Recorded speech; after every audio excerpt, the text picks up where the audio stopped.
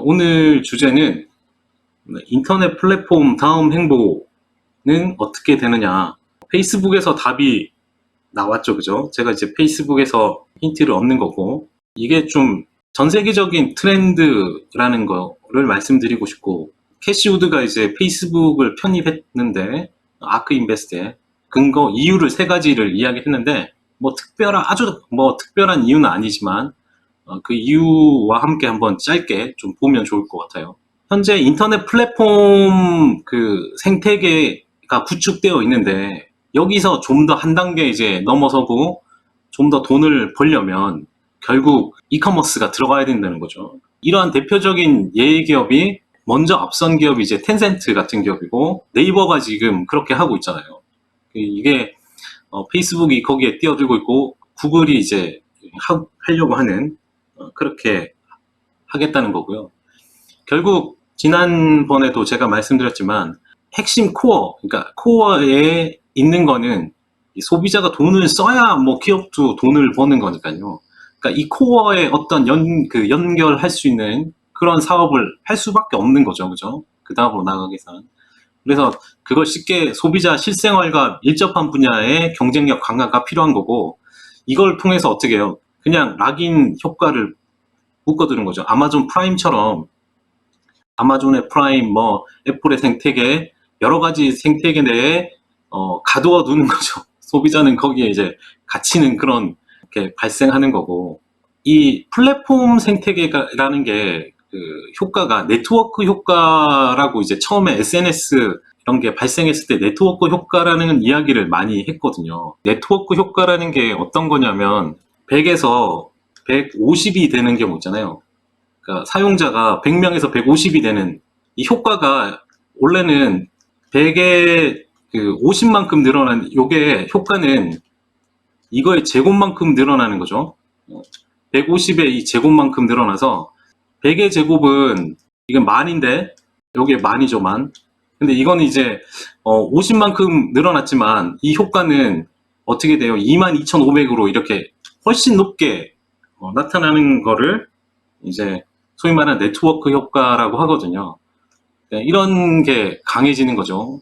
이걸 해서 특히 SNS 상에서 이제 소비 유발 효과가 훨씬 더 좀 더 크니까 그런 걸 좀 감안해서 보면 좋을 것 같아요. 페이스북을 이제 캐시우드가 편입한 이유를 세 가지를 들었는데, 이 사용자가 직접 페이스북, 인스타그램 앱 내부에서 이제 직접 물건 구입하는 이 내용은 다 알죠, 그죠? 이거를 이제 통해서 페이스북이 그 다음으로 이제 넘어가는 그런 게 있을 걸로 보여지는 거고, 그 사례가 이제 중국의 위챗이죠. 뒤에 텐센트 이야기할 텐데, 위챗 내에서 이제 샵 기능이 어마어마하게 커지면서 이렇게 한 선례를 보여줬기 때문에 페이스북도 페이스북과 인스타그램 앱 내부에서 상당히 효과가 있을 걸로 지금 보는 거고, 특히 이제 나이키, 그다음에 셰포라는 화장품이죠.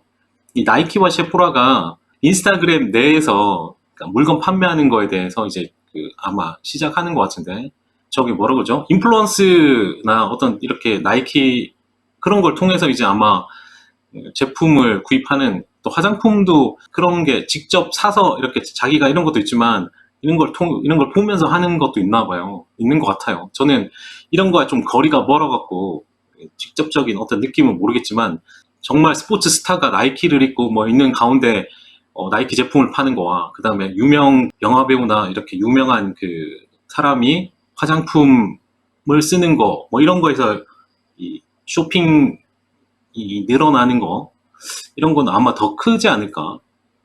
이런 부분에 있어서는 좀 셀럽 같은 쪽에, 아마존은 좀 이런 쪽이 그랑 틀리잖아요. 나이키가 아마존은 벗어났지만 이런 쪽 가는 거는 좀 틀린 내용이죠, 그죠? 이런 좀 팔로들이 좀 비싼 거를 좀 잘 사기도 하고 이런, 나이키는 아마존에서 좀 싼 걸 팔았는데 약간 좀 틀린 것 같아요.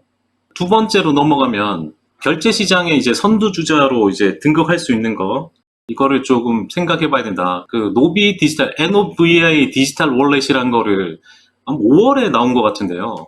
이거 기사는 아니고 검색을 한번 해보세요. 검색해 보면 그러니까 리브라 페이먼트 시스템 내 이제 새로운 디지털 월렛이 이제 N오브의 노비라고 읽는지 모르겠지만 이게 있어요. 이런 거에 있어서 워낙 뭐 플랫폼이 잘 되어 있다 보니까 빅 플레이어로서의 역할을 할 수 있을 걸로, 특히 뭐 리브라 시스템이 어떻게 될지 모르겠지만 전체적으로 디지털 결제에 있어서 조금 보는 거죠. 자, 그 다음 세 번째는 페이스북 게임.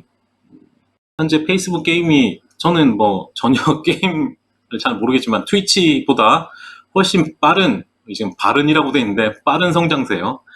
빠른 성장세를 보이고 있어서 페이스북을 편입한다, 이렇게 보시면 됩니다.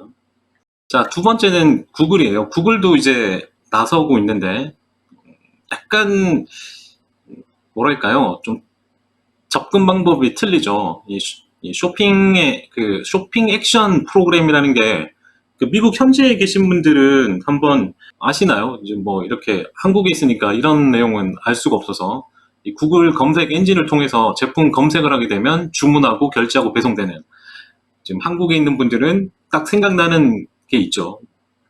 네이버, 그죠? 네이버 생각 안 나시나요? 네이버가 딱 이런 패턴이긴 한데, 근데 조금 그 틀린 거는 전통 유통업체들과의 어떤 파트너십 강화를 통해서 이걸 하고 있다고 합니다. 구글도 마찬가지로 아마존에 비하면 뭐 이런 사업을 하기 시작 초창기에 이 상품의 종류나 수에 있어서 한참 뒤지잖아요. 그러다 보니까 이걸 이제 전통 유통업체들과의 파트너십을 통해서 이제 메꾸는 거죠. 메꾸고 보완하고, 기존 유통업체는 이 트래픽이 생기잖아요. 사용자 트래픽 데이터를 확보할 수 있어서 좋은 거라고 생각을 해서 이제 이렇게 뭐 하고 있다고 하는데, 약간 페이스북하고는 틀리죠. 대신 뭐랄까요, 좀 전통적인 느낌은 좀 강하게 들어서 어쨌든 하긴 하겠지만 아마존하고 좀 겹치는 느낌이라 오히려 이제 페이스북의 어떤 그런 쪽이 훨씬 낫지 않을까 하는 생각이 좀 있고요. 자, 텐센트는 이쪽 분야에 있어서 뭐 선두라고 볼 수 있죠. 뭐 다 아시겠지만 이 JD.com 지분을 지금 21.2% 보유하면서 최대 주주로 올라서 있는데, 위챗하고 QQ 메신저, 위챗은 한국에서는 그게 안 되는데 그 중국에 가면 이걸 통해서 그 JD.com과 합쳐져 갖고 어마어마한 그 쇼핑을 하게 되는 거죠. 중국은 뭐 워낙 이런 쪽으로 잘 열려 있다 보니까 텐센트, 알리바바가 뭐 거의 꽉 잡고 있는 이런 모습이고요. 결국에는 이제 뭐 어떤 식으로 플랫폼들이 나아가는지 다 보이죠. 특히 네이버 같은 경우는 지금 네이버가 남아있는 부분이 이제 배송이잖아요. 그러니까 소위 말하는 그 풀필먼트 쪽에 어떤 뭘 갖추면 완벽하게 네이버가 갖추게 되겠죠. 네이버는 한국에서 뭐 거의 이제 모든 거를 잡는 느낌이 확 강하게 들고요. 그러다 보니까 전 세계 기업들이 다 그냥 한 방향으로 지금 가고 있는 상황입니다. 이 가운데 지금 그나마 처음 시도하면서 변화의 초기에 있는 기업은 페이스북과 이제 구글이잖아요. 그 가운데 이제 결제 부분하고 뭐 여러 가지 그 상황들이 있기 때문에 페이스북에 대해서 상당히 관심을 가질 만한 이유가 있게 됐다. 이렇게 좀 보면 좋을 것 같고요. 메리츠증권의 이제 전략 에세이라는 두 장짜리인데, 기술혁명에 있어서 경기 침체란이란 제목이에요. 새로운 기술이 나왔을 때 세상에 그 기술이 침투하는 게 있잖아요. 그 그러니까 그런 옛날에 뭐 유선전화, TV, PC, 인터넷, 스마트폰들이 이제 세상에 침투하는 율이, 역사를 보면 경기 침체가 이 추세를 바꾸지는 못했지만 이런 속도가 변화가 있었다. 그래서 기술 발전의 초입은 속도를 가속화시켰고 침투율 후반부라면 오히려 더디게 만들었다라고 이렇게 써놨는데, 그림에 보시면 이런 그림들이 침체기에 이렇게 떨어진 게 나오죠. 그죠? 이렇게. 그 다음에 최근에 들어서도 뭐 이런 흐름들이 있는 건데, 중요한 거는 그 다음 장에 최근의 기술 변화 중에 제일 뭐 큰 거는 데이터. 과거에 이제 데이터에 대해서 석유라고까지 이야기했지만 최근에는 물의 비유를 많이 하더라고요. 석유는 대체될 수 있잖아요. 근데 물은 대체가 안 되니까 데이터는 이제 전혀 이제 대체 불가의 그런 쪽을 보는 시각들이 생기기 시작했고, 그래서 데이터 산업하고 그다음에 전기차, 2차 전지 이런 쪽이 그 기술 변화의 초입이다라고 보고 있고 속도의 문제만 고려해라 돼 있는데 현재 이제 그 과거의 예에서 그러니까 기술 침투율 속도하고 주가 상승 속도는 비례했다.